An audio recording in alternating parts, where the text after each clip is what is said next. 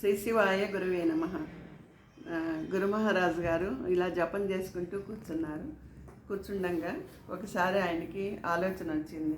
మనం హోమానికి దానికి అన్నదానం చేయాలి కదా అని చెప్పి ఆలోచించుకుంటూ ఉంటారు. ఆయన ఏం చేస్తారు, తల్లి సావిత్రాబాయి దగ్గరికి వెళ్ళి, మాత నాకు ఇలా అన్నదానం అది చెయ్యాలని ఉన్నది, అందుకని బియ్యం కావాలి అని అనేటప్పటికీ వాళ్ళ అమ్మగారు అంటారు, మనకే ఒక పూట తింటే ఒక పూట లేదు, అలాంటిది నువ్వు అన్నదానం చేస్తానంటావు ఏమిటి అని చెప్పి ఆవిడ కుమారుని కొంచెం గట్టిగానే కోపడినట్లుగా మాట్లాడతారు. అప్పుడు ఆయన అని అప్పుడు ఆవిడ అంటుంది, ఇంట్లో ఒక 10 కిలోలు బియ్యమే ఉన్నాయి, ఈ బియ్యం తీసుకు అంటుంది. అంటే కసురుకోనట్టుగా అలా ఆవిడ అదొక రకంగా కొడుకుతో మాట్లాడుతుంది. మాట్లాడేటప్పటికీ పాపం ఆయనకి ఏం చేయాలో తోచదు.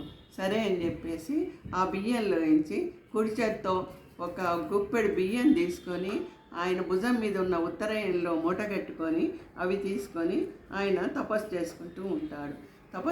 అంటే ఆ బియ్యమే అక్షయంలాగా అయిందనమాట, తెలియకుండా అనమాట. అయితేను అక్కడికి ఒక పెద్ద మనిషి వస్తారు. ఆ ఊరిలో ఒక రైతు అనమాట. వచ్చి, భగవాన్ నా పొలం అస్సలు పండటం లేదు, చాలా నష్టం వచ్చింది, మీరు ఆశీర్వదించాలి అని చెప్పి శరణు వేడుకొని వెళ్ళిపోతాడు. వెళ్ళిపోయిన తర్వాత అతనికి అనుకోకుండా మన్నాడియడు రెట్టింపు పంట బాగా పండుతుంది. పండేటప్పటికీ నిజంగా ఆ బాలభగవాన్ని ఆశీర్వచనమే కదా నాకు ఇంత పంట పండింది అనుకొని భగవాన్ దగ్గరికి వెళ్ళి, భగవాన్ మీకు దక్షిణగా నేను ఏమి ఇవ్వాలి అని అంటే, భగవాన్ అంటారు, నువ్వు నాకు దక్షిణగా ఏమీ ఇవ్వద్దు, నేను ఇలా హోమానికి అన్నదానానికి వాటికి అభిషేకానికి నేను అక్కడ ఉత్సవం చేస్తాను కదా, ప్రతి ఏటా వార్షికోత్సవం చేస్తాను కదా, దాని కొరకు నాకు బియ్యం కావాలి అని చెప్పాను. అంటే ఇలా నేను ప్రతి ఏటా చెయ్యాలని నాకు సంకల్పం ఉంది, ఇదే మొదటిసారి కనుక ఇప్పటి నుంచే చెయ్యాలని నాకు ఉంది అని చెప్పేసి ఆయన అంటారు. అనేటప్పటికీ అతను భగవాన్ అయితే నేను ఒక మూట బియ్యం మీకు ఇస్తాను అని చెప్పి ఒక 20 కిలోల బియ్యమే ఇస్తాడనమాట. ఇచ్చేటప్పటికి ఈ సంగతి భగవాన్ దగ్గర బియ్యం తీసుకొని దాంతో ఎంతమంది భక్తులకు వస్తే అంతమందికి ఆయన హోమం చేశారు, పూజలు చేశారు, యజ్ఞాలు చేశారు, అభిషేకాలు చేశారు. వచ్చిన వాళ్ళందరికీ భోజనాలు అవి అన్నప్రసాదం. భగవాన్ మీకు పంటలో నేను సగభాగం ఇద్దాం అనుకుంటుంటే ఏమిటి మీరు అలా ఒక సంచినే అడుగుతున్నారు అని చెప్పి అంటేను, భగవాన్ చిరునవ్వు నవ్వి, నాకు అంత ఎక్కువేం అక్కర్లేదులే, ఒక సంచి బియ్యం ఇవ్వు చాలు వచ్చిన భక్తులకి అన్నప్రసాదానికి దానికి అని చెప్పి అంటే అతను ఏం చేస్తాడు, ఓ 20 కిలోల బియ్యం ఇస్తారు. మహారాజు గారు ఆ 20 కిలోల బియ్యంతోనే అక్కడ యజ్ఞము అవి చేసి పూజలు చేసి వచ్చిన వాళ్ళందరికీ అన్నదానం చేస్తారు.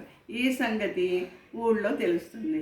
తెలిసేటప్పటికీ అక్కడి నుంచి భక్తులు ఎక్కువ మంది వచ్చి అందరూ బస్తాల బియ్యం తెచ్చి వేస్తున్నారు.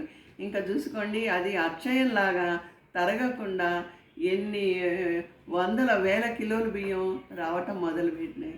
మన మహానుభావుల సంకల్పాలు ఇలాగే ఉంటాయి అన్నమాట. ఈ మహిమలన్నీ మనం తెలుసుకోవాలి. మనం తెలుసుకొని మన మనసు నిండా ఆనందాన్ని నింపుకొని మనం కూడా అంత పవిత్రంగా అంత ఆనందంగా మంచి మంచి కార్యాలు చేయాలని నేను కోరుకుంటున్నాను.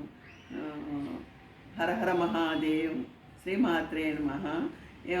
అన్నపూర్ణే సదాపూర్ణే శంకర ప్రాణవల్లభే జ్ఞాన వైరాగ్య సిద్ధార్థం భిక్షాందేహి చ పార్వతి మాతా చ పార్వతీ దేవో పితాదేవో మహేశ్వర బాంధవా శివభక్తాశ్చ స్వదేశో భువనత్రయం.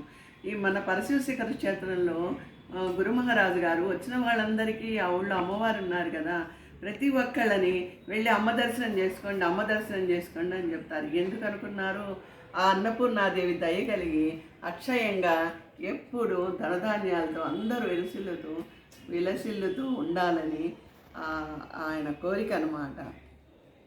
అన్నపూర్ణాదేవి కటాక్షం ఉంటే ఇంకేం కావాలి.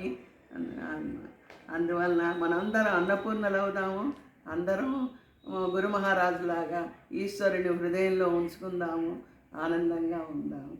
హరహర మహాదేవ. తాడేపల్లి విజయబ్రాహ్మణ. హరహర మహాదేవ. ఓం నమ శివాయ. ఓం శాంతి శాంతి శాంతి.